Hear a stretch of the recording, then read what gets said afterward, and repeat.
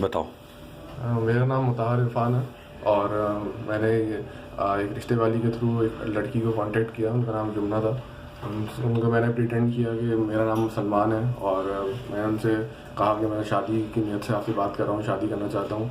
और उन्होंने मुझसे कहा कि भाई जिस तरह तरीका होता है कि आप पेरेंट्स को लेके आएँ तो आप उनको लेके आएँ। तो मैंने उनको फिर गलत बोला कि मेरे वालिदैन हयात नहीं है। और उसके बाद मैंने उनको मज़ीद कन्विंस करने के लिए कुरान वगैरह की हाथ रख के वीडियो एक दो भेजी कि मैं आपसे शादी करूँगा और आप मुझे भरोसा रखें। तो उसके बाद ये हुआ कि एक हमारी मुलाकात हुई। तो उसमें मैंने उनसे कुछ ज्वेलरी वगैरह मंगाई थी और मैंने उनसे ये कह के मंगाई थी कि मैं आपको रिटर्न कर दूँगा और इस तरह की मज़ीद ज्वेलरी आपको बना के दूँगा। तो मैंने उनसे वो ज्वेलरी ली और कुछ मैंने उनसे पैसे वगैरह दिए। तो उसके बाद क्यों लिए?